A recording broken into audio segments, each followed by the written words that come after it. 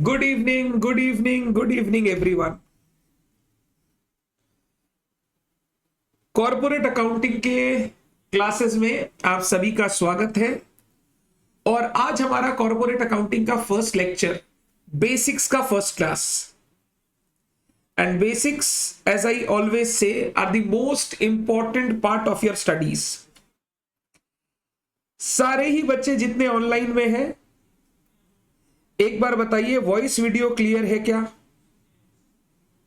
अभिषेक, प्रतीक, प्रिया, Mahak, Muskan, Khushi, Vivek, Abhishek, Iqra, Rahi, Deepak, Siddharth, very very very good evening.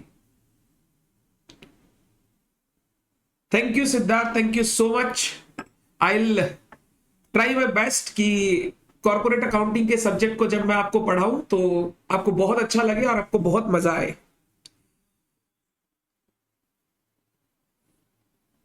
बहुत बढ़िया। चलिए, without wasting much time, let us start our discussion, let us start our class, and let us start discussing about corporate accounting. ये corporate accounting का जो subject है, old syllabus में इसको company accounts बोलते थे। सीए में इंटर ग्रुप 2 में था, पहले भी और अभी भी। और पहले इसका नाम था कंपनी अकाउंट्स, अब इसका नाम हो गया corporate accounting. This subject is a subject of 50 marks, group 2 में है, and it is a subject of 50 marks.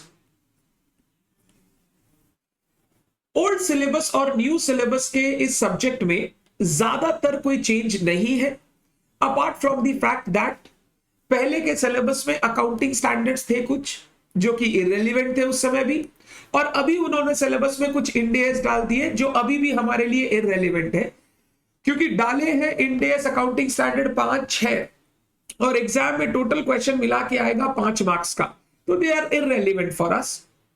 And chapter wise पूरे के पूरे सिलेबस में एक नया चैप्टर इंट्रोड्यूस किया गया है, एक नया टॉपिक इंट्रोड्यूस किया है शेयर्स वाले पार्ट में, जिसको हम लोग बोलते हैं एम्प्लॉय स्टॉक ऑप्शन प्लान्स। सिर्फ नए सिलेबस में ये एक एक्स्ट्रा टॉपिक है, बाकी सिलेबस पूरा का पूरा सिमिलर है जैसा हम लोग ओल्ड सिलेबस में कंपनी अकाउंट्स पढ़ा करते थे।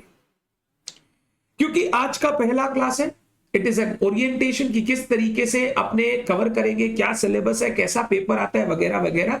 तो मैं वो सारी चीजें आपके साथ डिस्कस करना चाहूंगा। कॉर्पोरेट अकाउंटिंग का जो पेपर है ना 50 मार्क्स का, इसका other half 50 marks is given to audit.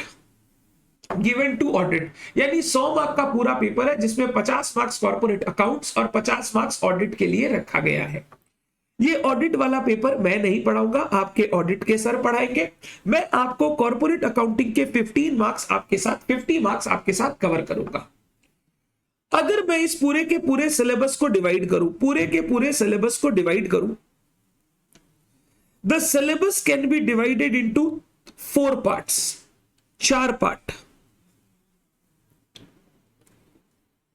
ये आप मेरे साथ अपने कॉपी के फर्स्ट पेज में लिख सकते हैं और जरूर लिखिए, दीज थिंग्स आर इंपॉर्टेंट।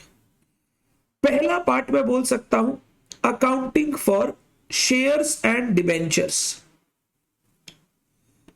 जैसा कि आप जानते होंगे और नहीं भी जानते हैं तो चिंता न को, मैं आपको सिखाऊंगा। एक कंपनी को जब बिजनेस करना होता है, बिजनेस करने के लिए पैसा चाहिए, और कंपनी जब पैसा उठाने जाती है तो कंपनी इश्यू करती है इंस्ट्रूमेंट्स लाइक शेयर्स, डिबेंचर्स। ये जो कंपनी शेयर्स, डिबेंचर इश्यू करके पैसा उठाती है एंड उनसे रिलेटेड डिफरेंट इश्यूज हम लोग ये फर्स्ट पार्ट में पढ़ेंगे, which is accounting for shares and debentures. Second part है हमारा financial statements of company. Financial statements of company, the most important part of your syllabus. Financial statements of company, जहां पे हम लोग एक कंपनी का बैलेंस शीट बनाना सीखेंगे, जहां पे हम लोग एक कंपनी का प्रॉफिट एंड लॉस अकाउंट बनाना सीखेंगे, हम लोग statement of profit and loss बोलते हैं, जहां पे हम लोग कैश फ्लो स्टेटमेंट बनाना सीखेंगे। ये हमारे सिलेबस का पार्ट 2 है, the most important part of the syllabus. तीसरे पार्ट में आता है financial statements of other corporate entities, other special entities, कुछ स्पेशल एंटिटीज के फाइनेंशियल स्टेटमेंट्स के रिलेटेड हम लोगों को पढ़ाई करनी पड़ेगी, जैसे बैंकिंग कंपनी। एक बैंकिंग कंपनी अपना पीएल कैसे बनाता है, बैलेंस शीट कैसे बनाता है। इंश्योरेंस कंपनी अपना पीएल बैलेंस शीट कैसे बनाता है। इलेक्ट्रिसिटी कंपनी अपना पीएल बैलेंस शीट कैसे बनाता है, एंड रिलेटेड इश्यूज वो हम लोगों को थर्ड पार्ट में सीखने होंगे। अगर मेन पार्ट बोलूं सिलेबस का तो ये 3 मेरे मेन पार्ट है। फोर्थ पार्ट में Ind AS in the new syllabus and accounting standards in the old syllabus, accounting standards in the old syllabus. ये हमारा पूरा का पूरा कॉर्पोरेट अकाउंटिंग या कंपनी अकाउंट्स का सिलेबस है। देखो अब मैं दो वर्ड बार बार बोल रहा हूं, अब मैं नहीं बोलूंगा, अब I use the word corporate accounting ना बात। वैसे भी कंपनी अकाउंट सब खत्म होने की कगार पे या खत्म हो चुका है, तो हम लोगों को उसके बारे में ज्यादा नहीं सोचना। Mainly will have to think about corporate accounting, the new syllabus of CMA inter. अब आप मेरे से पूछते हो सर ये इतना सारा सिलेबस है, सर इसमें और कोई बाइफर्केशन? शेयर्स डिबेंचर वाले पार्ट में we have a lot of things to discuss, जैसे number A accounting for issue and forfeiture of shares. Issue and forfeiture of shares आपने क्लास 12 में किया था, फाउंडेशन में लकीली या अनलकीली आपके सिलेबस में टॉपिक नहीं था, आपको अब पढ़ना पड़ेगा। Number be under writing of shares debentures, under writing of shares and debentures. Number C, bonus and right issue, bonus and right issue. Number D, redemption of preference shares. Number E, buyback of equity shares. Number F, जो नए syllabus में नया आया है, employee stock option plans, employee stock option plans. Number G, issue and redemption of debentures, issue and redemption of debentures.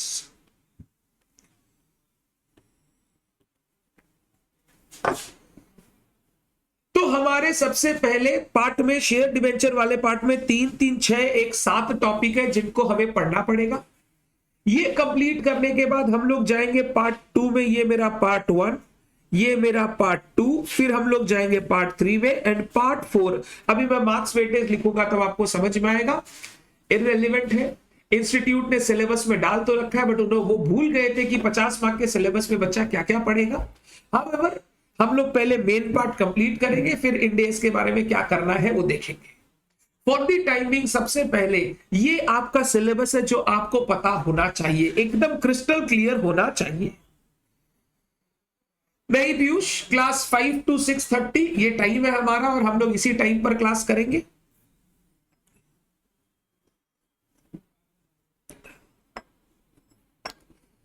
Sir ये 50 mark का syllabus है कि 100 मार्क का? मेरे बच्चे 50 मार्क का सिलेबस है। सर क्या इंस्टीट्यूट 50 मार्क का जो पेपर बनाता है उसमें ये सारी चीजें कवर कर पाता है क्या? सर हर टॉपिक से एग्जाम में क्वेश्चन आता है? Answer is no. तो सर फिर इतना सारा पढ़ा के क्या फायदा जब आप उसको एग्जामिनेशन में टेस्ट ही नहीं करोगे। सीएमए इंस्टीट्यूट बोलता है हमारे बच्चे को पूरे संसार की नॉलेज होनी चाहिए, तो हम लोगों को पूरे संसार की नॉलेज हासिल करनी है तो हम लोगों को इतनी बातें पढ़नी पड़ेगी। टफ नहीं है बट क्योंकि सिलेबस बड़ा है, सबसे बड़ी चिंता यह होती है अगर बच्चा दोनों ग्रुप का एग्जाम दे रहा है तो वो जो आपके पास 10 घंटे होते हैं पूरे के पूरे सब्जेक्ट को रिवाइज करने के लिए, उसमें आप अपना कॉर्पोरेट अकाउंट्स और ऑडिट दोनों रिवाइज कैसे करेंगे। इंस्टीट्यूट ने सब कुछ चीजों पे ध्यान दिया बट यही चीजों पे ध्यान नहीं दिया कि लास्ट डे पर रिवीजन कैसे होगा इतने बड़े सिलेबस का। But will have to deal with it. ये सिर्फ हमारे लिए नहीं है, ये सारे स्टूडेंट है के लिए है जो एग्जाम देंगे, तो हम लोगों को इससे डील करना पड़ेगा, हम लोगों को इससे लड़ना पड़ेगा, अपने इसमें कुछ नहीं कर सकते। We'll deal with it. कैसे डील करना है वो सीखेंगे time to time, but we'll deal with it. And it is very interesting. Corporate accounts are much more interesting as compared to financial accounting. Reason? Financial accounting class 11, 12 foundation सब में किया था। Corporate accounting एक ऐसा part है जो आप 12 के बाद सीधा अभी इंटर में देख रहे हो, एंड इतनी सारी चीजें आपने कभी देखी नहीं थी, ये सारी नई चीजें हमें सीखनी है। एंड दूसरा सबसे बड़ा बात, ये सब्जेक्ट जब आप पढ़ोगे ना तो आप इसको लॉ वाले सब्जेक्ट से, कंपनी लॉ वाले सब्जेक्ट से इसको रिलेट कर पाओगे। जब दो सब्जेक्ट्स रिलेट करते हैं ना, तब जो हमारा ज्ञान निकल के आता है वो बहुत जोरदार होता है। तो जब मैं आपको कॉर्पोरेट अकाउंटिंग पढ़ाऊंगा, आपको ऐसा लगेगा सर आप ही हमको लॉ पढ़ा देते तो बेटर होता, और ये सारी की सारी लॉ की बातें हम लोग डिस्कस करेंगे। तो corporate accounting will be much more, क्या बोलूं मैं, knowledge wise much more enhancing your knowledge as compare to the financial accounting. बहुत मजा आएगा पढ़ने में, बहुत मजा आएगा हम लोग को इस पूरी जर्नी में आगे जाने में। धीरे धीरे धीरे धीरे करके हम लोग सिलेबस को आगे लेकर जाएंगे। सर ये 4 आपने पार्ट बताए, अब इनका एग्जाम में वेटेज बता दो थोड़ा, कौन सा पार्ट कितना इंपॉर्टेंट है। देखो जब इनिशियली पढ़ाई चालू करते हैं हर पार्ट इक्वली इंपॉर्टेंट है, but yes it is always important to know कि किस पार्ट से इंस्टीट्यूट कितने क्वेश्चन कितने मार्क्स के हमसे पूछेगा, सो दैट हम लोग हमेशा अपनी एक स्ट्रैटेजी बना सके रिलेटेड टू द एग्जामिनेशन। अगर एग्जामिनेशन से रिलेटेड आपको अपनी स्ट्रैटेजी बनानी है, सबसे पहले आपको पेपर पैटर्न समझना होगा। इंस्टीट्यूट अपने एग्जाम में जो पेपर बनाता है उस पेपर का पैटर्न क्या होता है। पेपर पैटर्न समझने के बाद जब मैं आपको मार्क्स वेटेज बताऊंगा तो आपको क्लियरली समझ में आएगा कौन सा पार्ट कितना इंपॉर्टेंट है हमारे एग्जाम के लिए, और ये जरूरी है जानना, बिकॉज आप इक्वल स्ट्रेंथ से फिर सारी चीजों को कवर कर पाएंगे। सबसे पहले मेरा पॉइंट नंबर 2 आ गया, एग्जाम पैटर्न।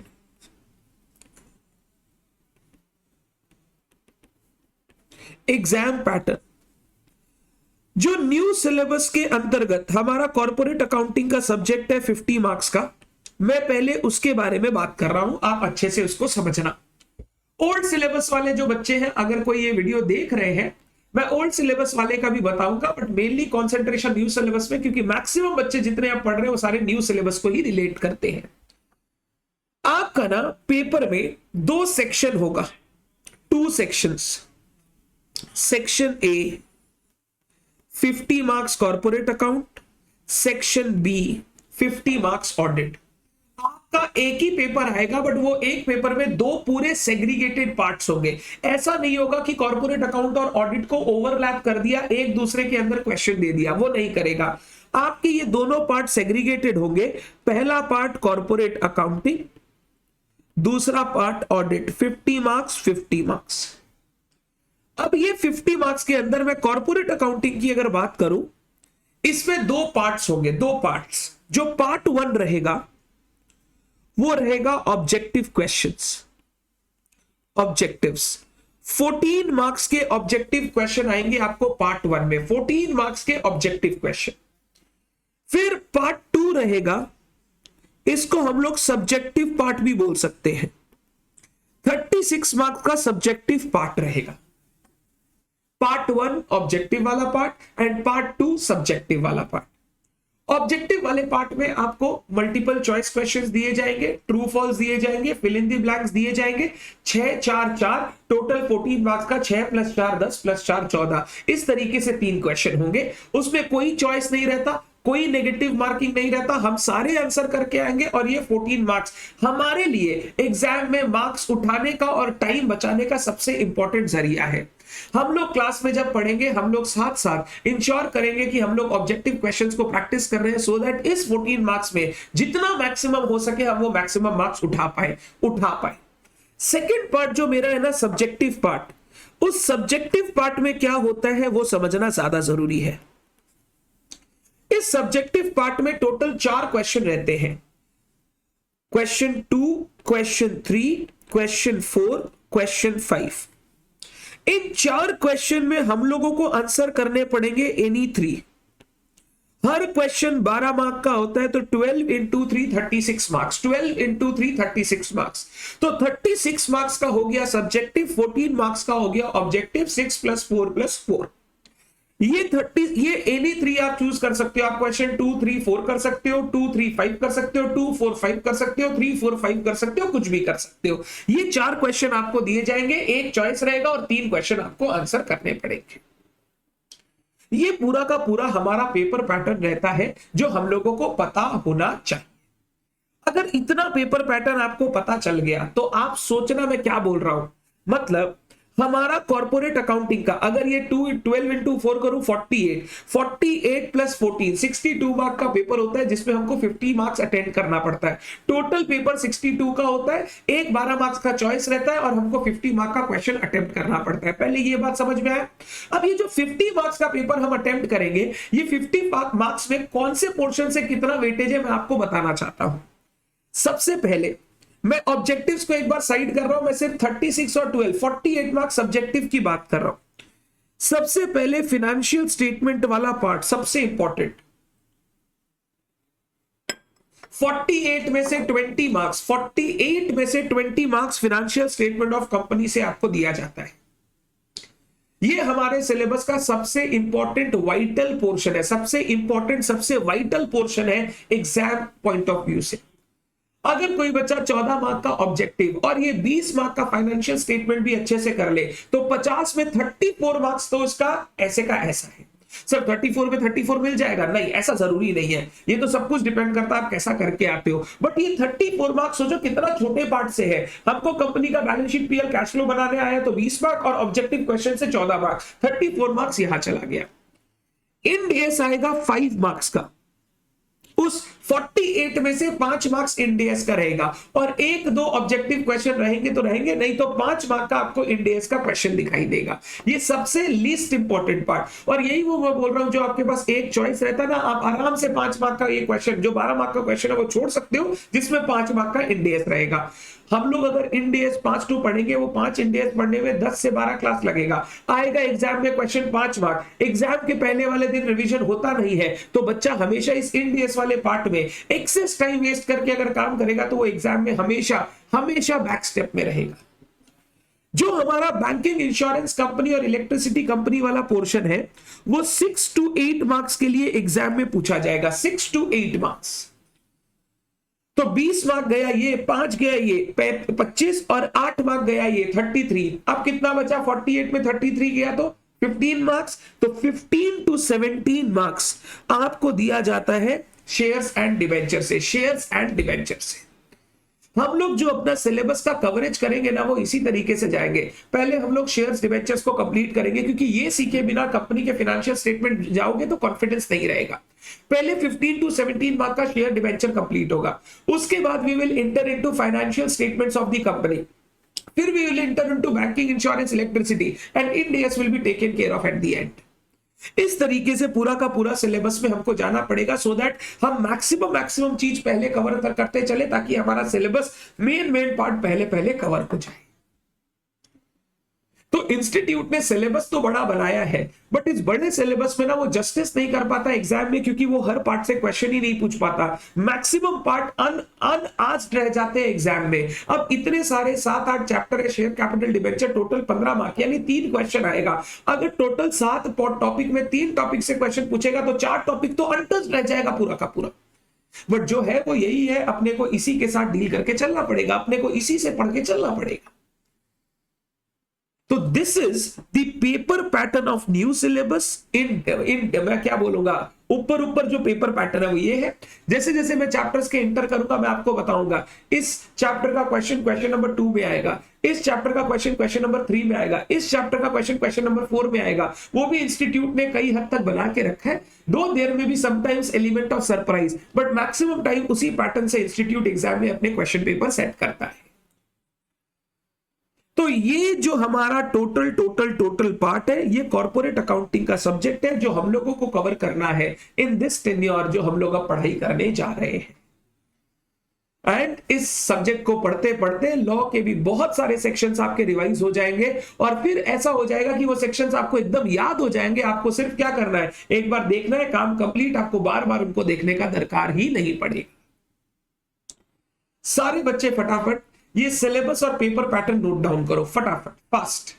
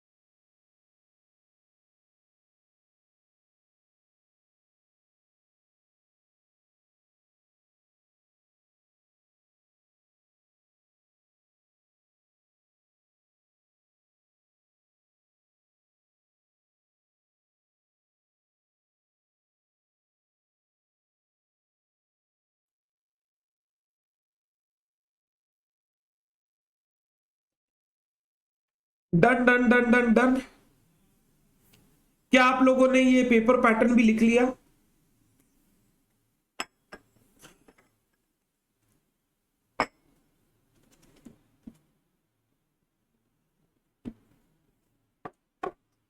पेपर पैटर्न भी लिख लिया क्या? डन। ये आपका सिलेबस है कॉर्पोरेट अकाउंटिंग का, और हम लोग अब इसको कवर करेंगे in the period of these 2-3 months and will complete it properly. इस पेपर में मार्क्स उठा सकते हो अच्छे से। ग्रुप 2 में ये ऐसा पेपर है जो आपको इजीली 60+ दे सकता है, बट कुछ चीजें हैं जो आपको हमेशा ध्यान रखनी है। नंबर 1, कॉर्पोरेट अकाउंटिंग वाले पार्ट में समझ के पढ़ने की कोशिश करें, लॉ को रिलेट करके पढ़ने की कोशिश करें। इससे आपके multiple choice question, objective question भी बहुत इजीली सॉल्व हो जाएंगे। एंड नंबर 2, अगर सब्जेक्ट लिंक करके पढ़ेंगे तो आपको चीजें ज्यादा दिन तक याद रहेंगी, आपको बार बार रिवीजन की जरूरत नहीं पड़ेगी। नंबर 2, फोकस करें कि ये सब्जेक्ट कॉर्पोरेट अकाउंटिंग वाला आप मेरे साथ साथ, जैसे जैसे मैं रोज आपको पढ़ाऊं वैसे वैसे ही घर जाके आप रेगुलरली रिवाइज और होमवर्क कर ले, सो दैट हम लोगों को इस सब्जेक्ट को अलग से वापस पढ़ने का दरकार नहीं पड़े और हम लोग सिर्फ प्रैक्टिस करके एग्जाम में जाए और हमारा एग्जाम अच्छा चला जाएगा। नंबर 3, ऑडिट वाले पार्ट में भी आपको ध्यान देना होगा। बहुत बच्चे ऐसे होते हैं, क्योंकि कॉर्पोरेट अकाउंटिंग वाला पार्ट प्रैक्टिकल पोर्शन है, बहुत बच्चे ऐसे होते हैं सिर्फ प्रैक्टिकल पोर्शन को कर लेते हैं, थ्योरी पोर्शन को पूरा छोड़ के निकल जाते हैं, बोलते हैं कॉर्पोरेट अकाउंटिंग से हम पास हो जाएंगे। ये बहुत बड़ी मिस्टेक है, क्योंकि ऑडिट वाला portion is really very very very easy. अगर ऑडिट वाले पोर्शन को आपने एक बार पढ़ लिया और रीडिंग कर लिया 2 से 3 बार, एक बार क्लास कर लिया और 2 से 3 बार रीडिंग कर लिया, आप उस पोर्शन में भी 25 से 30 मार्क्स बहुत इजीली उठा सकते हो। That is a matter of, मैं मतलब आपको बोल रहा हूं ना, एकदम सिंपल है। अगर अच्छे से रीडिंग भी किया हुआ, आप एग्जाम में बहुत इजीली मार्क्स फेच कर पाओगे। ये 2-3 पॉइंट अगर आप याद रखते हो तो ये कॉर्पोरेट अकाउंटिंग एंड ऑडिटिंग का जो पेपर है हम लोगों को 60+ बहुत आसानी से लाके दे सकता है। ये 60+ लाने के लिए इतनी छोटी छोटी बातों का बस ध्यान रखना है। ऑडिट में भी आपको बोलूंगा, आप जिनसे भी क्लास ले रखे हो, आपने अमित सर से ले रखा है या किसी और से ले रखा है, आप रेगुलर जो क्लासेस करते हो, क्लास करने के बाद उसका रीडिंग और नेक्स्ट क्लास स्टार्ट करने से पहले पुराने क्लास का एक बार रिवीजन, ये अगर आप अपनी आदत डालते हो तो आप देखोगे क्लास के साथ साथ मैक्सिमम पोर्शन आपको याद हो जाएगा। और फिर क्या है, संडे बैठ के जो पूरे वीक में चैप्टर कंप्लीट हुआ उस वीक का रिवीजन करते चले जाए, फुल्ली पूरा प्रॉपर रिवीजन, आप देखेंगे काम हो जाएगा। ऑडिट वाले पेपर में दे आस्क्ड डायरेक्ट क्वेश्चन, बहुत कम केस स्टडीज आती है, मैक्सिमम क्वेश्चन डायरेक्ट क्वेश्चन आते हैं। 50 में से 45 मार्क डायरेक्ट क्वेश्चन आएगा, और अगर आपको नॉलेज है, कंटेंट है, पता है क्या होता है, तो आप बहुत इजीली उसको एग्जाम में प्रेजेंट कर सकेंगे। इसीलिए ये एडवाइस, ऑडिट को भी इक्वल ध्यान देकर पढ़ाई कीजिएगा। लास्ट में ऑडिट वाला पेपर अगर अच्छा जाएगा तो ही आपका 60+ आ पाएगा, सिर्फ अकाउंट्स करके 60+ नहीं आएगा।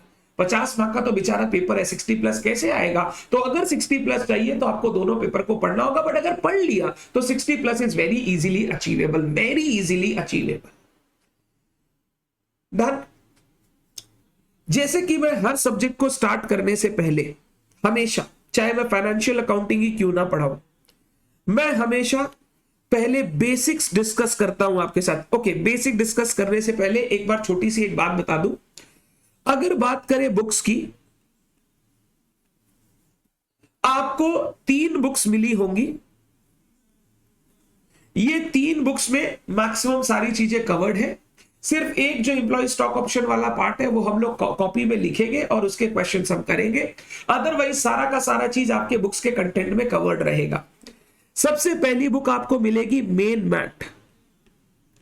मेन मैथ को हम लोग वॉल्यूम 1 भी बोलते हैं, वॉल्यूम 1। एक आपको मिलेगा प्रैक्टिस मैथ, प्रैक्टिस मैथ, इसको हम लोग वॉल्यूम 2 बोलते हैं।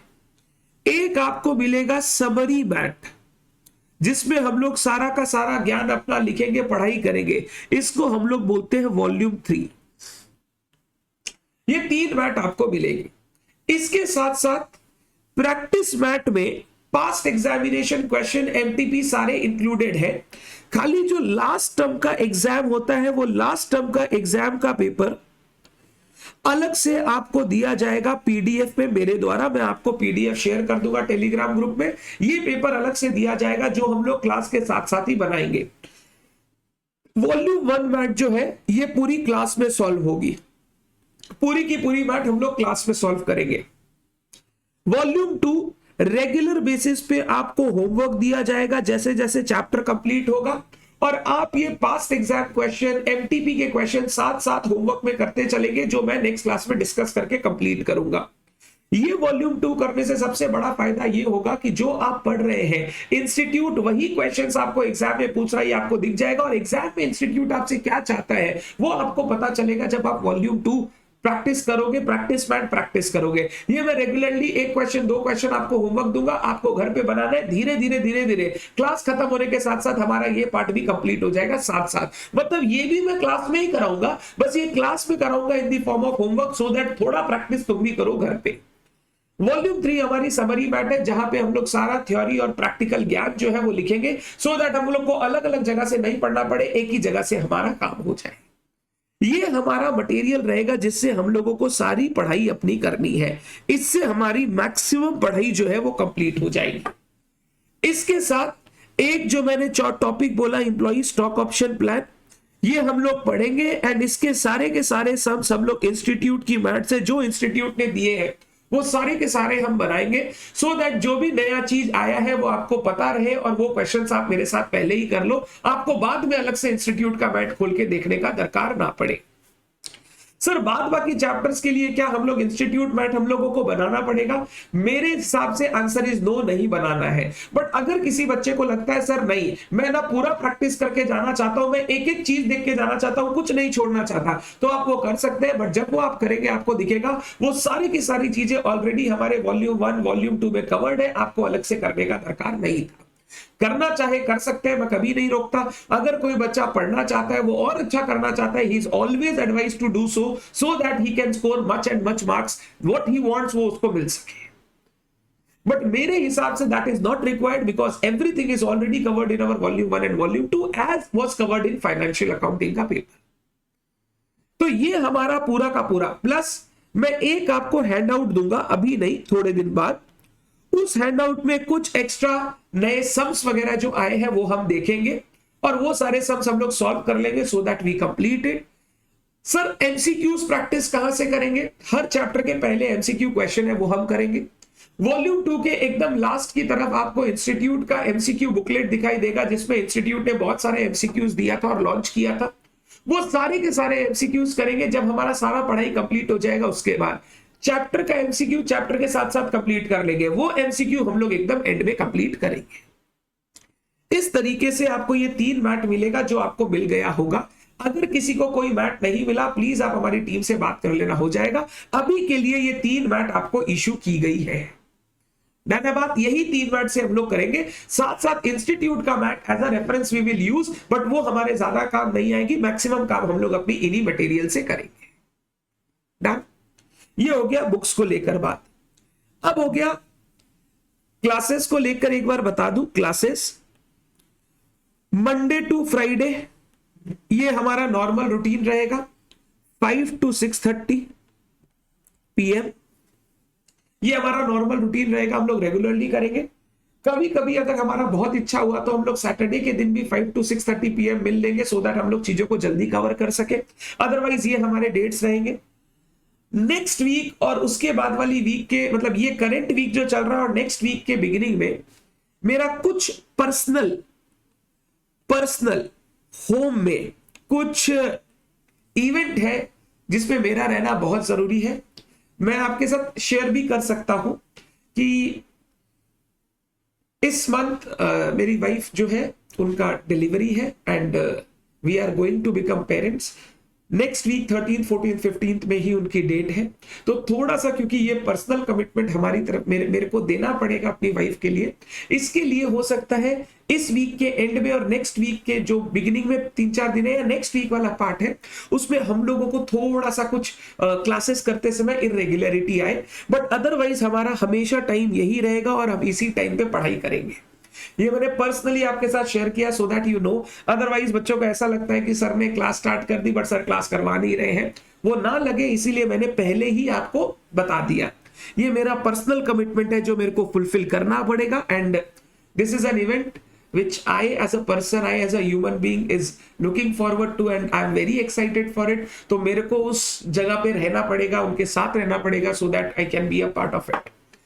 अदरवाइज हमारी जितनी भी क्लासेस हैं वो इसी टाइम पे चलेंगी और इसी तरीके से हम लोग कंडक्ट करेंगे। क्लासेस के दौरान कई सारी प्रॉब्लम्स बच्चे को आ सकती है। पहला प्रॉब्लम बच्चे को आ सकता है, फर्स्ट प्रॉब्लम जो बच्चे को आ सकता है, that is academic related queries, subject related doubts. Thank you so much everyone, बस दुआ रखना। एकेडमिक क्वेरीज,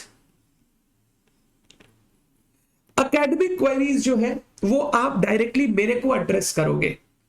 हमारा टेलीग्राम ग्रुप बना हुआ है, आप टेलीग्राम ग्रुप में एकेडमिक क्वेरीज पोस्ट करोगे।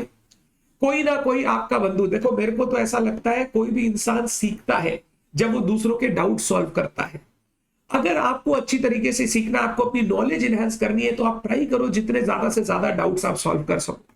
जितने भी एकेडमिक क्वेरीज है बच्चे, आप टेलीग्राम ग्रुप में पोस्ट कर सकते हो, या टेलीग्राम में मेरे को पर्सनली आप क्वेरी भेज सकते हो, मैं आपकी क्वेरी का आंसर करूंगा। अगर कोई दिन मेरे से छूट जाए, वापस एक बार हाई लिखना मैं कर दूंगा, या ग्रुप में लिख देना, we will solve your query. एक होता है एडमिन रिलेटेड क्वेरीज। सर कुछ बुक्स को रिलेटेड कुछ इश्यूज हो गया, कोई भी दूसरे इश्यूज हो गए, admin related queries. Admin related query should be directly asked for with my team. उसमें आप मेरे को नहीं बोलोगे, आप सीधा मेरी टीम से बात करोगे। मैं आपको नंबर दे देता हूं, उस नंबर पे आप फोन करोगे तो आपको वो सारी क्वेरी सॉल्व हो जाएंगी। 8697723445, 8697723445। अगर इस नंबर पे आप एडमिन रिलेटेड क्वेरीज अपनी भेजोगे व्हाट्सएप या कॉल के थ्रू, आपको टीम जरूर हेल्प करेगी, जरूर गाइड करेगी, और आप इजीली हमसे कोई भी प्रॉब्लम सॉल्व करवा सकते हो। तीसरा डाउट या तीसरी क्वेरी जो बच्चे की रहती है, प्रॉब्लम रहती है, वो टेक्निकल इश्यूज। टेक्निकल इश्यूज के लिए मैं आपको एक नंबर दे रहा हूं, 8420015531, 8420, बिल्कुल करेंगे, पार्टी भी करेंगे हम लोग। 8240 ये नंबर आप प्लीज नोट कर ले, सो दैट कभी भी आपको कोई प्रॉब्लम आए, आप प्रॉपर जगह ये क्वेरी एड्रेस कर सके, and your query can be solved timely. कोई भी क्वेरी को सॉल्व होने में ना थोड़ा टाइम लगता है, उतना पेशेंस आपको रखना पड़ेगा। लाइक मेरी टीम हो सकता है आपको बोले कि will get back to you and will solve your query. Normally 24 hours के अंदर मैं बोलता हूं सारी क्वेरी सॉल्व हो जानी चाहिए। कोई कारण से अगर एडमिन और टेक्निकल क्वेरी सॉल्व होने में लेट हो रहा है या आपका क्वेरी नहीं पहुंच पा रहा है, you just send that query on the Telegram group, because I am personally in the Telegram group. मैं जैसे ही वो क्वेरी देखूंगा, मैं टीम को फॉरवर्ड करूंगा और वो क्वेरी आपकी सॉल्व हो जाएगी। But before you go to the Telegram group and disturb others, please disturb my team, they will be happy to help you. आप टीम को डिस्टर्ब करें, वो आपको 1 सेकंड में बता देगी आपको करना क्या है। तो ये कुछ प्रॉब्लम्स होते हैं बच्चों के, जो बच्चों को ध्यान रखने हैं, बच्चों को समझने हैं, सो दैट वो इजीली अपनी कोई भी प्रॉब्लम हमारी टीम के साथ सॉल्व करवा सके। प्लीज नोट दीज नंबर्स, आप ये नंबर्स नोट कर लो, आप ये नंबर्स नोट कर लो।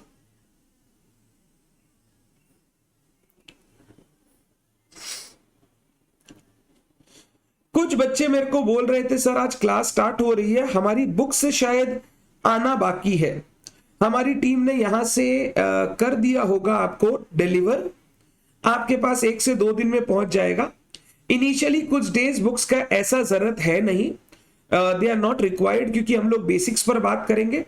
तो भी आपको जो बुक्स लगेगी मैं टेलीग्राम ग्रुप में भेज रहा हूं, सो दैट अगर कोई आपको बुक रेफर करना हो आप आराम से रेफर कर सको। मैं अभी भेज रहा हूं, आप सब देख लो, अदरवाइज बुक्स आ ही जाएगा आपके पास, तो आपको वो प्रॉब्लम नहीं होगी। मैंने अपने ग्रुप में सेंड कर दिया है, so that you can refer.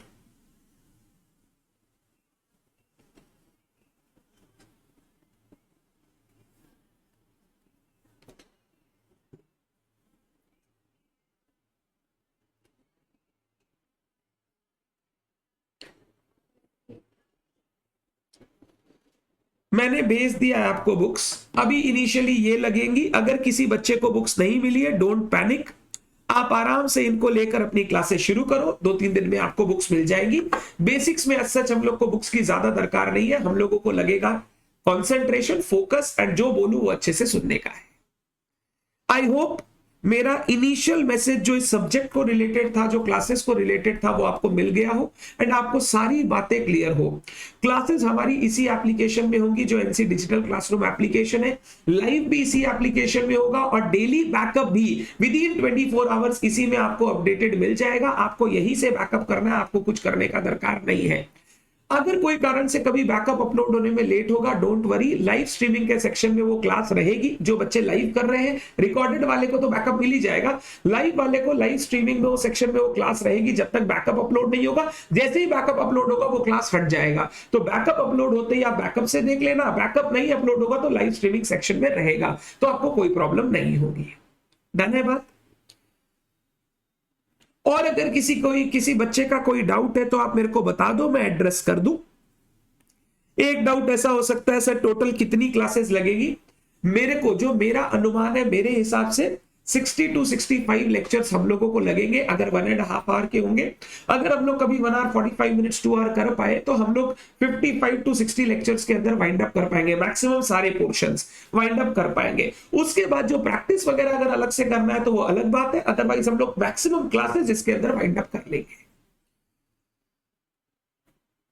Rohit, company accounts के जो क्लासेस है वो फेस टू फेस नहीं, लाइव ऑनलाइन होंगे।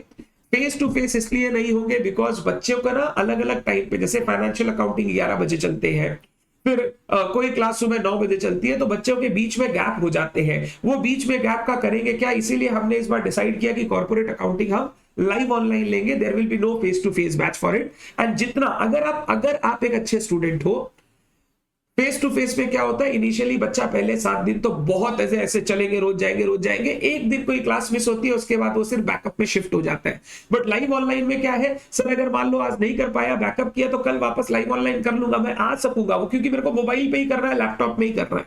इसीलिए लाइव ऑनलाइन हमने इस बार डिसाइड किया कि कॉर्पोरेट अकाउंटिंग के लिए हम करेंगे। उमेश, वो चलेगा 3 days अ वीक। संडे वाला दिन टेस्ट के लिए अब अपने करेंगे side, otherwise 3 days a week वो चलते रहेगा।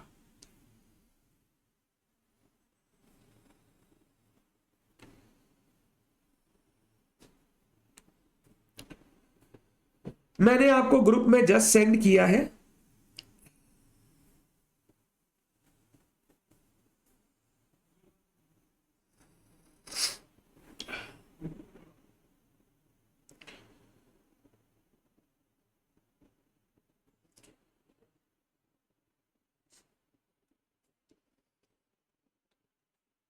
आइए हम लोग श्री गणेश करते हैं हमारी बुक से।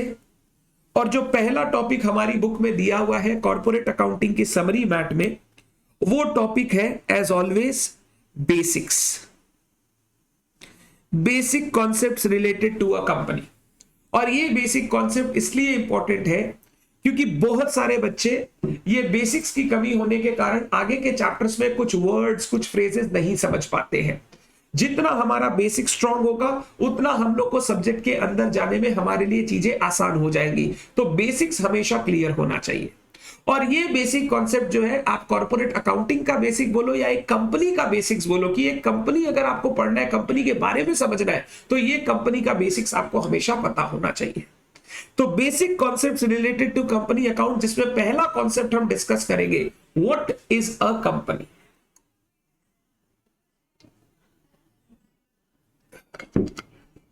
व्हाट इज अ कंपनी, मैं सारे बच्चों से जानना चाहूंगा एक कंपनी के बारे में वो क्या जानते हैं। मैं एक्सपेक्ट करता हूं आपने कंपनी लॉ भी अब पढ़ रखा है। अब आप इंटरमीडिएट लेवल में है, किसी बहुत बड़े सीएमए कोर्स के इंटरमीडिएट लेवल में है, तो आपको ये कंपनी होती क्या है ये आपको हमेशा पता होना चाहिए। I want to know from all of you what is a company. जो बच्चे गूगल ड्राइव, पेन ड्राइव में कर रहे हैं, रिकॉर्डेड कर रहे हैं, वो भी ट्राई करें आंसर करने का। जो मैं पूछूं आप ये ना समझे हम लोग तो रिकॉर्डेड देख रहे हैं, बाद में देख रहे हैं, तो सर हमसे थोड़ी पूछ रहे हैं, सर तो लाइव वालों से पूछ रहे हैं। नहीं, मैं सबसे पूछ रहा हूं जो भी ये वीडियो देख रहा है, what is a company, company क्या होती है। And if you answer this and if you know the answers, you will be very confident in your studies. हमेशा पार्टिसिपेट करने की कोशिश करो, तभी आप रिकॉर्डेड क्लासेस में हमेशा अच्छा कर पाओगे। If you are not participating in the classes you will never feel good in the recorded classes. Participate करो, कुछ बोलूं तो बताओ, ऐसा फील करो एज इफ मैं तुम्हारे सामने बैठा हूं, मैं तुम्हारे सामने पूछ रहा हूं कि बताइए क्या होता है। Company is a artificial person, business entity. Company is a legal business entity, legal business organization. Very good. Artificial person, very good. Artificial person मतलब a person created under a law, created by law और created by the provisions of a law. ये कोई natural human being नहीं है हमारी तरह sir, एक law के अंतर्गत बनाई गई एक ऑर्गेनाइजेशन, एक एंटिटी है, इसको हम लोग कंपनी बोलते हैं। Legal business entity, incorporated body. बहुत बढ़िया, बहुत बढ़िया। सर एक कंपनी क्या होता है? सर अगर हम लोग एक बिजनेस करना चाहते हैं, एक धंधा करना चाहते हैं, सर धंधे करने के ना कई तरीके हो सकते हैं, कई फॉर्म हो सकते हैं। मैं वो मैन्युफैक्चरिंग, ट्रेडिंग, सर्विस की बात नहीं कर रहा, वो टाइप ऑफ धंधा हो गया। अब इस बिजनेस को ऑर्गेनाइज करने के लिए कई तरीके हो सकते हैं। एक तरीका हो सकता है सोल प्रोप्राइटरशिप। सर मान लो एक अकेला आदमी है, उसको धंधा करना है, वो सब कुछ अकेला देखना चाहता है और अपने अंडर एम्प्लॉइज रख के काम करेगा, उसको कोई और दूसरा पार्टनर मालिक नहीं चाहिए, वो सब कुछ खुद ही देखेगा, पैसा खुद ही लाएगा, परचेजेस खुद करेगा, सेल्स खुद देखेगा, सब कुछ खुद करना चाहता है। इन दैट केस वो एक सोल प्रोप्राइटरशिप बिजनेस स्टार्ट करके ऑर्गेनाइज करके वो अपना काम कर सकता है। अगर एक से ज्यादा लोग हैं, 2, 3, 4, 5 लोग हैं और वो मिलकर एक धंधा करना चाहते हैं, तो उनके पास भी ऑप्शंस है, लाइक पार्टनरशिप फर्म खोल लो। वो सारे के सारे बंदे अपने आपस में एक पार्टनरशिप का अग्रीमेंट बनाएंगे, पार्टनरशिप डीड बनाएंगे, जहां वो सारी rights, liabilities, profit, losses, assets वगैरह के बारे में बात कर लेंगे और फिर उस डीड के अंतर्गत वो अपने आपस में काम करना चालू करेंगे। इसको हम लोग बोलते हैं पार्टनरशिप बिजनेस। और इसी तरीके से पार्टनरशिप बिजनेस के अगेंस्ट एक बिजनेस ऑर्गेनाइजेशन होता है जिसको बोलते हैं कंपनी। अगर 2, 4, 5 आदमी मिलकर एक बिजनेस करना चाहते हैं और वो इस बिजनेस को एक लीगल रिकॉग्निशन देना चाहते हैं, तो वो company form of business create करते हैं। वो कंपनीज एक्ट के अंतर्गत एक एंटिटी यानी कंपनी इनकॉर्पोरेट कराते हैं, जिस कंपनी में वो मालिक बन जाते हैं कंपनी के शेयर सब्सक्राइब करके, और उस कंपनी के नाम से वो अपना बिजनेस कंडक्ट करते हैं। ऐसी एंटिटी को हम लोग बोलते हैं कंपनी, ऐसी एंटिटी को हम लोग बोलते हैं company. So a company is an entity, is an organization which is created under the provisions of Companies Act, under the provisions of Companies Act. Sir आपने बोला 2, 3, 4, 5 जन मिलके, सर क्या कोई अकेला आदमी कंपनी नहीं खोल सकता? आज के कंपनीज एक्ट में प्रावधान है 1 पर्सन कंपनी का, तो कोई अकेला आदमी भी कंपनी खोल सकता है, ऐसा कोई मना ही नहीं है। बट जनरली जब आप कंपनीज देखोगे, it will be a union of person, it will be an association of person, जहां पे 2, 3, 4, 5 लोग मिलकर एक धंधा चलाना चाहते हैं, वो कंपनी फॉर्म ऑफ बिजनेस में काम करते हैं। सर कंपनी फॉर्म में, पार्टनरशिप फॉर्म में, पार्टनरशिप में भी सर 2 से ज्यादा लोग काम कर सकते हैं, कंपनी में भी 2 से ज्यादा लोग काम कर सकते हैं। तो सर कौन सा अच्छा रहेगा अगर हम बिजनेस खोलना चाहते हैं? अगर आपको लगता है आपको लॉ की झंझट में ज्यादा नहीं पड़ना है, आप खुद के पैसों से ही बिजनेस मैक्सिमम सोर्स करोगे, थोड़ा बहुत लोन वगैरह लेना है तो बात अलग है, बट मैक्सिमम पैसा आप अपना खुद का लेना चाहते हो, आप पब्लिक से पैसा उठाना नहीं चाहते हो, तो आप क्या करो, पार्टनरशिप फर्म बना लो। पार्टनरशिप फर्म क्या है? एक तो बनाने में बड़ा ही सिंपल है, कुछ नहीं करना, आपस में 2 जन बैठो, डीड बनाओ, अपने बीच में टर्म्स कंडीशन डिसाइड करो, बिजनेस करना चालू कर दो। चाहो तो रजिस्टर करवा लो डीड को, नहीं भी करवाओगे तो चलेगा, कुछ नहीं करवाओगे तो कुछ प्रॉब्लम्स है, करवा लोगे तो सब कुछ एकदम नॉर्मल हो जाएगा। जैसे काम करना है करो, अगर कोई पैसा नहीं दिया उसको सू कर सकते हो, सब कुछ कर सकते हो। You will be also a legal entity की भाई हाँ, under the partnership act this firm is registered firm है। बट अगर आपको बड़ा धंधा करना है, जहां पे आपको अपने पैसों के साथ साथ बाहर वालों से भी पैसे उठाने हैं, पब्लिक से भी पैसा लेना है, और एक लीगल ऑर्गेनाइजेशन बना के काम करना है which has an existence in the eyes of law, तो आप चूज करते हो कंपनी। बट ये कंपनी में एक इस लीगल के साथ साथ कि आप एक लीगल ऑर्गेनाइजेशन है, इसके साथ साथ एक बहुत बड़ा कंप्लायंस इश्यू भी आता है। अगर आप एक कंपनी खोलते हो, अगर उसमें बिजनेस कर रहे हो, पैसा जनरेट हो रहा है, प्रॉफिट जनरेट हो रहा है, तब तो कंपनी आराम से चला सकते हो, कोई प्रॉब्लम नहीं। बट अगर बिजनेस छोटा है, बिजनेस में कम रेवेन्यूज है, कम प्रॉफिट्स है, तो एक कंपनी को जो चलाने का कंप्लायंस कॉस्ट है, रेगुलर बेसिस पे कंप्लायंस करने का जो कॉस्ट है, that become sometimes higher and a burden to the owners of the company. Generally जो लोग छोटा बिजनेस करना चाहते हैं, जो खुद के पैसों से धंधा करना चाहते हैं, जनरली वो पार्टनरशिप फर्म खोल के काम करते हैं। कंपनी को खोल के काम करने में कुछ लीगल डिसएडवांटेजेस है, जिसके कारण जल्दी से लोग कंपनी नहीं खोलते। बट अगर बड़ा बिजनेस करना है, अगर आपको ऐसा है कि आपको अपनी लाइबिलिटी लिमिटेड करनी है, तो हम लोग कंपनी को यूज करते हैं। कंपनी और पार्टनरशिप में कंपनी को इसलिए भी प्रेफर किया जाता है क्योंकि as against partnership company has a limited liability और the owners of the company has a limited liability.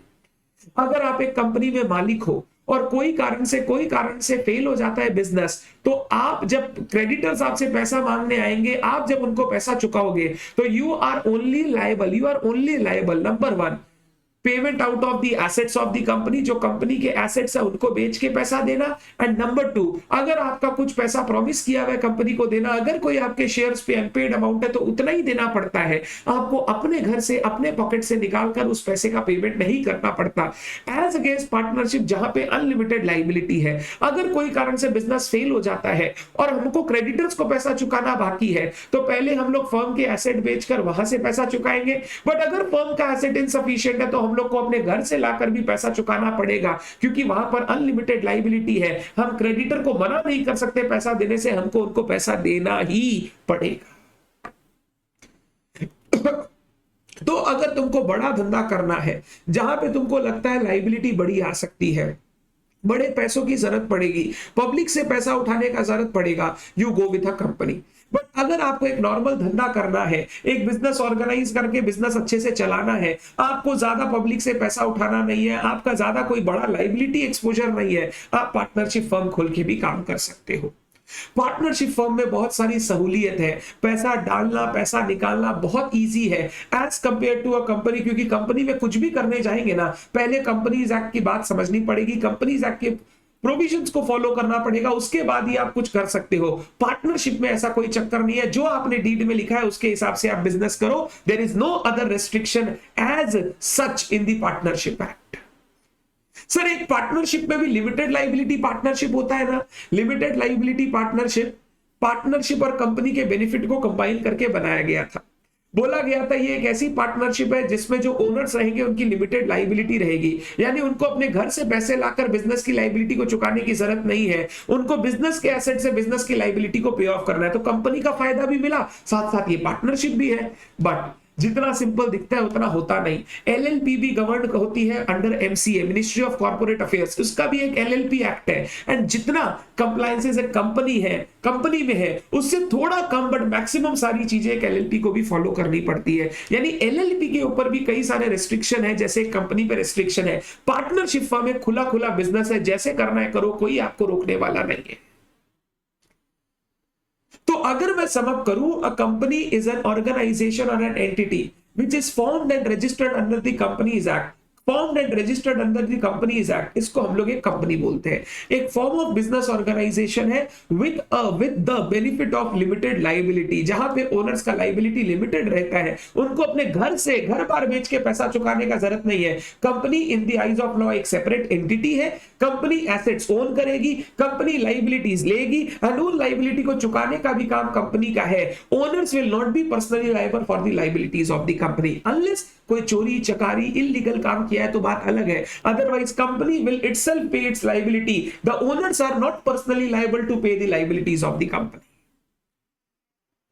ऐसे ऑर्गेनाइजेशन को हम लोग कंपनी बोलते हैं, ऐसे ऑर्गेनाइजेशन को हम लोग कंपनी बोलते हैं। और हम लोग इन्हीं कंपनी का अकाउंट्स बनाना, फाइनेंशियल स्टेटमेंट बनाना इस सब्जेक्ट में सीखेंगे। कंपनी क्या होता है ये सारा चीज आपको पता है। आप लोगों ने भी बहुत सारे पॉइंट्स बताए, वो बिल्कुल सही है, वो मैं फीचर्स ऑफ द कंपनी में ले लूंगा। कंपनी क्या होता है वो मैंने आपको बताने की कोशिश की। Simple, it is a business organisation, it is a separate entity, a legal artificial person created under the provisions of Companies Act.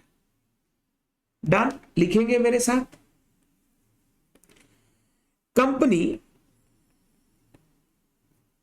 is a form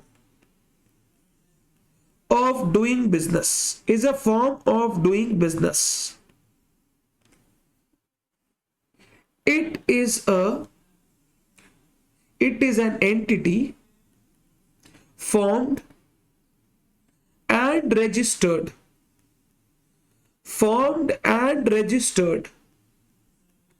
under the Companies Act. Formed and registered under the Companies Act. Full stop. Full stop. Features of a company. Number A, it has separate legal entity. ये एक separate legal entity है. In the eyes of law, it is a different entity as against its owner. Owner और company same नहीं है. Owner अलग है, company अलग है. कंपनी खुद के नाम पे एसेट ओन कर सकती है, कंपनी खुद के नाम पे धंधा कर सकती है. जो लाइबिलिटी है वो भी कंपनी अपना खुद ही पे करेगा. पूरा सेपरेट लीगल एंटिटी है. In the eyes of law एक अलग एंटिटी है. पार्टनरशिप फर्म में सेपरेट लीगल एंटिटी नहीं होता. पार्टनरशिप फर्म और पार्टनर्स एक ही एंटिटी माने जाते हैं. नंबर बी, क्योंकि ये सेपरेट लीगल एंटिटी है, इसके पास परपेचुअल सक्सेशन का फायदा है. परपेचुअल सक्सेशन का फायदा है. परपेचुअल सक्सेशन क्या होता है? आपने एक लाइन सुना होगा, द मेंबर्स में कम, the members may go, but the company goes on for ever. यानी कंपनी का एग्जिस्टेंस उसके मेंबर पे डिपेंड नहीं करता. मेंबर हो या ना हो, कंपनी हमेशा चलेगी. अगर मान लो जैसे for example private limited company बनाने के लिए कम से कम 2 मेंबर चाहिए, तो मैंने और नवनीत ने मिलकर एक प्राइवेट लिमिटेड कंपनी बनाई. कोई कारण से मान लो मैं नहीं रहा, मैं चला गया, तो मेरे जाते ही ऐसे ही नहीं होता कि कंपनी बंद हो गई, अब company no longer exist. Law ने 6 महीने का एक टाइम दिया है. अगर उस 6 महीने के टाइम में नवनीत एक नया मेंबर ले आता है तो वो कंपनी चलती जाएगी, कंपनी बंद नहीं होगी. कंपनी को बंद करना है तो आपको कंपनीज एक्ट के प्रोविजन को फॉलो करके ही उसको बंद करना पड़ेगा. आप ऐसे कंपनी को बंद नहीं कर सकते. बिजनेस बंद होने से कंपनी बंद नहीं होता. कंपनी को बंद होने की फॉर्मेलिटी है वाइंडिंग अप की अंडर कंपनीज एक्ट, जो हमको फॉलो करनी पड़ती है. Number C, limited liability of members. Limited liability of members, जो कंपनी के मेंबर्स होंगे, ओनर्स होंगे, उनका हमेशा लिमिटेड लाइबिलिटी होगा. अगर कंपनी का कोई लाइबिलिटी है तो वो कंपनी अपने एसेट से चुकाएगा. अगर एसेट कम पड़ जाए, ओनर्स का कुछ पैसा बाकी है तो उनसे लेकर चुकाएंगे. बट एक बार ओनर ने अपने शेयर पे पूरा पैसा दे दिया, अभी भी लाइबिलिटी बाकी है, तो owners are not personally liable. Company बोलेगी क्रेडिटर को, मेरे पास जो था खत्म हो गया, अब मेरे पास कुछ नहीं है, हम बंद हो रहे हैं, आप जाइए. ओनर्स का घर बार बेच के कंपनी का पैसा चुकाने का कोई ऑब्लिगेशन नहीं है. Company has a limited liability. Number D, company में फैसिलिटी होता है to raise funds from public. एक sole proprietorship firm, partnership firm public से पैसा नहीं मांग सकता, पब्लिक इश्यू करके पैसा उठा नहीं सकता. एक कंपनी पब्लिक इश्यू करके पैसा उठा सकती है, हाँ, उसको एक पब्लिक लिमिटेड कंपनी होना होगा. प्राइवेट लिमिटेड कंपनी पब्लिक से पैसा नहीं उठा सकती. पब्लिक लिमिटेड कंपनी अगर आप है तो आप पब्लिक को शेयर इश्यू करके पैसा उठा सकते हो, पब्लिक से पैसा ला सकते हो और उससे अपना धंधा कर सकते हो. जैसे रिलायंस इंडस्ट्रीज पब्लिक से पैसा ले रखा है, उनको शेयर इश्यू कर रखा है और उस पैसे से धंधा करता है. Adani, Infosys, ITC, Wipro, SBI, HDFC, ये सारी ऐसी कंपनीज हैं जिन्होंने लोगों से पैसा उठा रखा है और उस पैसे से वो अपना धंधा चलाते हैं. ये सब कंपनीज है, बिना कंपनी हुए आप पब्लिक से फंड रेज नहीं कर सकते. नंबर ई, कॉमन सील. आजकल तो ये ऑप्शनल हो गया, बट जनरली कंपनी में आपको कॉमन सील दिखेगा, official signature of the company. एक इंस्ट्रूमेंट होता है. कंपनी अगर कोई भी डॉक्यूमेंट पर साइन करना चाहती है तो कंपनी तो आर्टिफिशियल पर्सन है, खुद तो साइन कर नहीं सकती. कॉमन सील अगर लग जाता है तो माना जाता है कंपनी ने साइन कर दिया है. Number F, separation of ownership and management.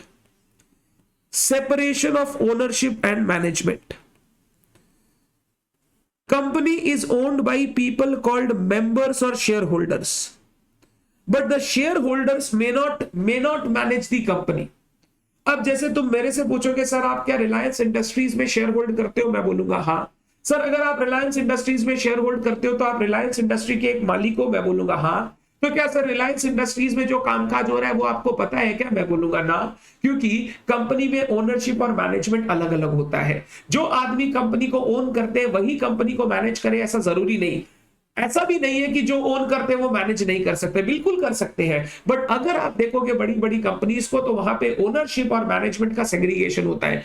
Ownership is in the hands of share holder but the management is in the hand of board of directors. वही कंपनी के डे टू डे कामकाज को manage करते हैं। हाँ, कुछ decisions लेते समय कंपनीज एक्ट बोलता है कि आपको अपने मेंबर से पूछना होगा, शेयर होल्डर से पूछना होगा, तो उन डिसीजन में कंपनीज हमसे भी पूछती है। But day to day management of the business जो होता है वो बोर्ड ऑफ डायरेक्टर्स के हाथ में है, वो शेयर होल्डर्स मैनेज नहीं करते। कंपनी में ये separation of ownership and management होता है for smooth functioning of the company.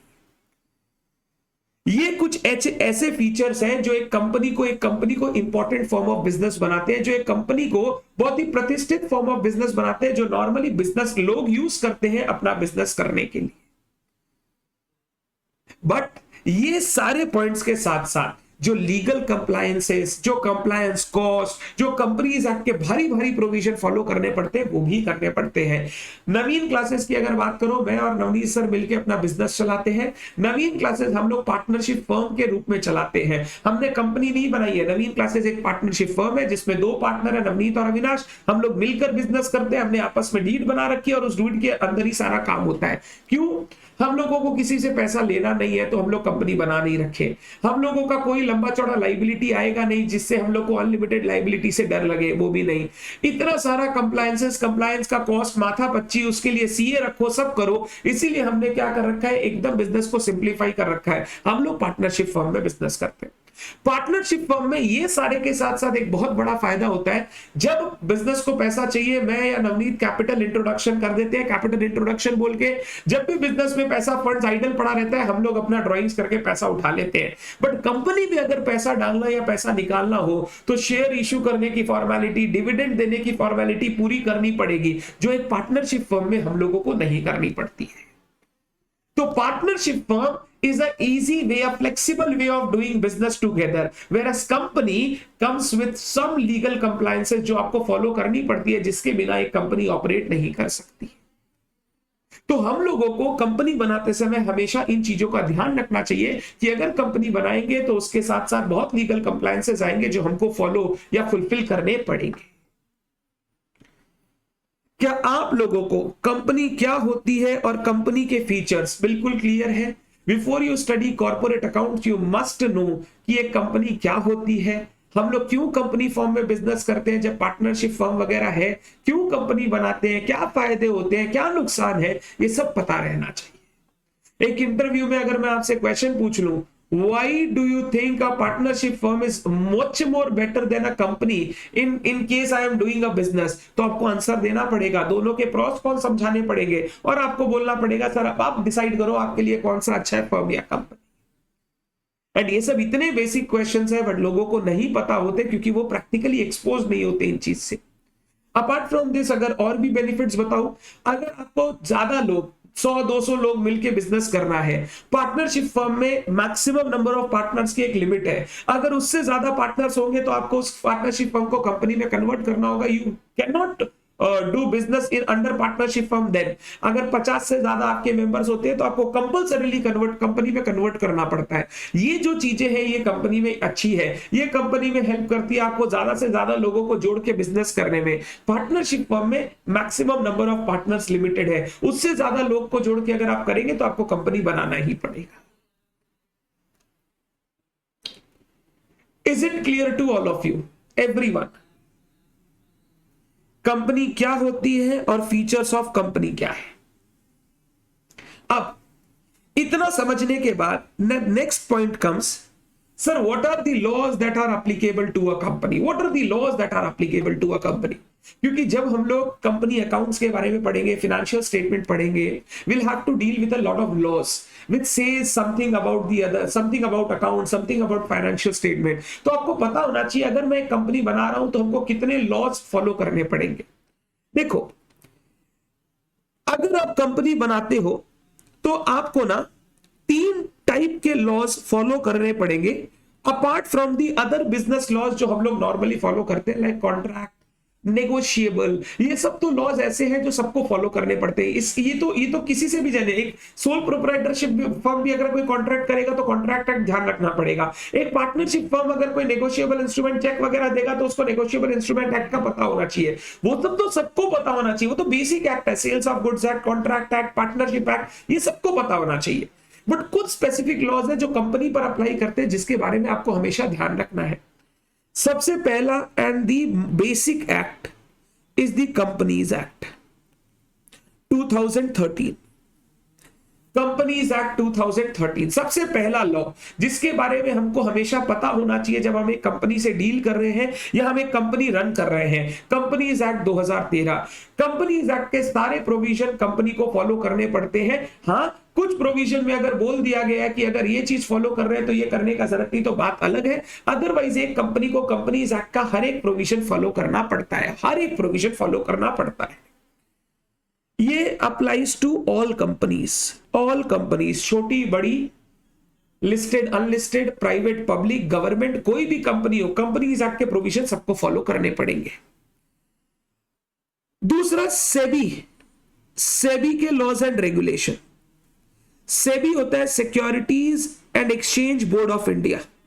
SEBI के लॉज एंड रेगुलेशन, अगर वो कंपनी लिस्टेड है, लिस्टेड कब होना पड़ता है कंपनी को अपने शेयर सिक्योरिटी की लिस्टिंग करवानी पड़ती है स्टॉक एक्सचेंज में, अगर वो शेयर पब्लिक को इश्यू करना चाहती है। अगर कोई कंपनी पब्लिक को शेयर्स डिबेंचर इश्यू करना चाहती है तो वो इश्यू करने से पहले कंपनी को लिस्टिंग की फॉर्मेलिटी कंप्लीट करनी पड़ती है स्टॉक एक्सचेंज में। स्टॉक एक्सचेंज को डील करता है, लिस्टिंग को डील करता है सेबी का रेगुलेशन। तो अगर आप एक ऐसी कंपनी हो जो लिस्टेड कंपनी है, जिसका शेयर सिक्योरिटी लिस्टेड है, तो कंपनीज एक्ट के प्रोविजन के साथ साथ आपको सेबी के लॉज एंड रेगुलेशंस भी पता होने चाहिए। सेबी का फुल फॉर्म है securities and exchange board of India. Securities and exchange board of India, ये भी हमारे लिए बहुत इंपॉर्टेंट रहता है जब हम कोई कंपनी को रन करते हैं। अगर हम पब्लिक से पैसा उठा के धंधा कर रहे हैं तो हमको सेबी के रेगुलेशंस भी फॉलो करने पड़ेंगे। तीसरा होता है सेक्टोरल रेगुलेशंस। सेक्टोरल रेगुलेशंस में अगर मैं एग्जांपल दूं, अगर आप एक बैंकिंग कंपनी हो, एक कंपनी हो जो बैंकिंग बिजनेस कर रहा है, तो उसको आरबीआई के रेगुलेशंस, उसको बैंकिंग रेगुलेशन एक्ट फॉलो करना पड़ेगा। अगर आप एक एनबीएफसी कंपनी हो, नॉन बैंकिंग फाइनेंस कंपनी, आपको आरबीआई के रेगुलेशंस फॉलो करने पड़ेंगे। अगर आप एक इंश्योरेंस कंपनी हो, इंश्योरेंस कंपनी, आपको इरडा के रेगुलेशंस फॉलो करने पड़ेंगे। Insurance regulatory and development authority of India, IRDA के रेगुलेशन फॉलो करने पड़ेंगे। इंश्योरेंस एक्ट को फॉलो करना पड़ेगा। ये जो आपके सेक्टोरल रेगुलेशन है, वो सेक्टोरल रेगुलेशंस भी आपको फॉलो करने पड़ेंगे अपार्ट फ्रॉम कंपनीज एक्ट और सेबी रेगुलेशन। अगर आप किसी पर्टिकुलर सेक्टर में हो और उस सेक्टर को रन करने के लिए, उस सेक्टर को एडमिनिस्टर करने के लिए कोई अथॉरिटी बनाई हुई है, तो एक कंपनी को सबसे पहले तो कंपनीज एक्ट के बारे में ध्यान रखना है। कंपनीज एक्ट सारी कंपनीज पर लागू होता है। दूसरा, अगर आपकी कंपनी लिस्टेड है, उन्होंने शेयर सिक्योरिटीज इश्यू कर रखा है पब्लिक को, तो आपको सेबी रेगुलेशंस भी फॉलो करने होंगे। तीसरा, अगर आप किसी स्पेसिफिक सेक्टर से रिलेटेड हो और उस सेक्टर से रिलेटेड कोई अथॉरिटी है जो अपने लॉज रेगुलेशन बना रखी है, आपको वो भी फॉलो करना होगा। जैसे बैंकिंग कंपनी को आरबीआई रेगुलेशंस फॉलो करने पड़ते हैं, बैंकिंग रेगुलेशन एक्ट फॉलो करना पड़ता है। एनबीएफसी कंपनी को आरबीआई रेगुलेशंस फॉलो करने पड़ते हैं। इंश्योरेंस कंपनी को IRDA regulation, insurance act follow करना पड़ता है। आपको ये सब चीज भी फॉलो करनी पड़ेगी जब आप अपना बिजनेस चलाएंगे। And this is apart from the normal act जो हम लोग डे टू डे बिजनेस के लाइफ में इकोनॉमिक कमर्शियल लॉज फॉलो करते हैं, वो तो करना ही है, वो सारा तो काम आएगा ही। ये स्पेसिफिक लॉज है जो कंपनी को अलग से फॉलो करने पड़ते हैं। जैसे एक पार्टनरशिप फर्म को इकोनॉमिक कमर्शियल लॉज तो सारे फॉलो करने ही है, साथ साथ पार्टनरशिप एक्ट 1932 भी फॉलो करना है। वैसे ही एक कंपनी को economic commercial law like contract negotiable वो तो करना ही है, साथ साथ ये सारे लॉज भी उनको फॉलो करने पड़ेंगे। तो आप अगर एक कंपनी फॉर्म में बिजनेस करना चाहते हो, आपको ध्यान रखना है कितने लॉज ऐसे हैं जिनको आपको कंप्लाई करना है, क्योंकि कोई भी लॉ का नॉन कंप्लायंस में रिजल्ट इन पेनल्टी, में रिजल्ट इन इंप्रिजनमेंट, में रिजल्ट इन फाइन्स, में रिजल्ट इन मेनी कंसीक्वेंसेस। तो एक कंपनी बनाओगे तो इतनी सारी चीजों का ध्यान रखना पड़ेगा।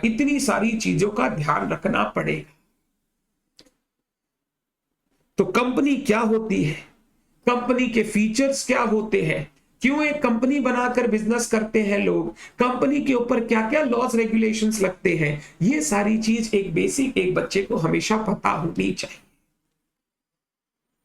क्या सारे बच्चों को ये 3 पॉइंट फुल्ली प्रॉपरली क्लियर है? कोई डाउट है क्या इसमें? अब ये सब चीजें ना, ये सब चीज बेसिक्स है, ये सब चीज ऐसा है जो एग्जाम में क्वेश्चन नहीं पूछेगा, बट आपको पता होना चाहिए। नहीं तो कंपनी अकाउंट्स ऐसा क्या पढ़े कि हम कंपनी नहीं जानते बस अकाउंटिंग कर देते हैं। कंपनी क्या होता है वो तो पता होना ही चाहिए।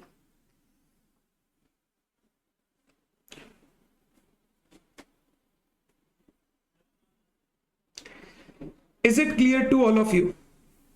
Everyone, say yes or no.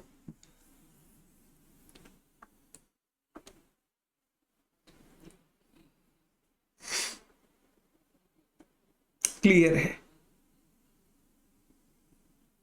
Done. आज क्योंकि पहली ओरिएंटेशन क्लास थी, मैं यही आज आपको छोड़ रहा हूं। कल से मेरा सबसे पहला और मोस्ट इंपॉर्टेंट डिस्कशन शुरू होगा, जो मेरे को आगे पूरे सिलेबस में आपके साथ डिस्कस करना होगा। Sources of financing a company, जहां पे हम लोग words like shares, debentures, other types of financing जो एक कंपनी उठा सकती है, पैसा उठा सकती है, उसके बारे में हम लोग डिस्कस करेंगे।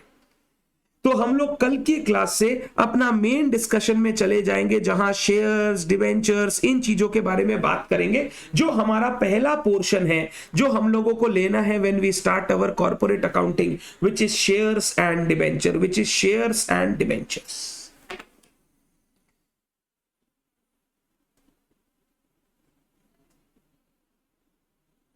ओ, बिना इन्फॉर्म किए स्टार्ट कर दिया, माय गॉड। ज्योतिष, क्या तुमने सुबह आज क्लास नहीं की ज्योतिष? मैंने पहले ही बोल दिया था, कितने दिन से भी मैं बोल रहा हूं कि आज क्लास 5 से 6:30 होगी। कोई नहीं ज्योतिष, ये वीडियो रहेगा, आप इसको करें।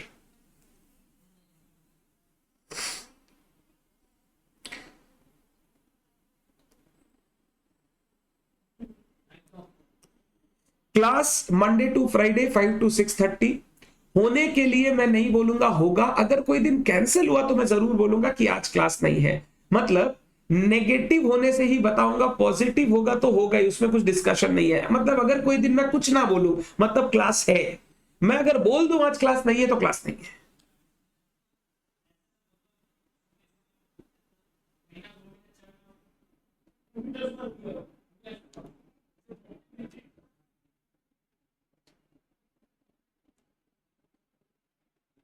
डन।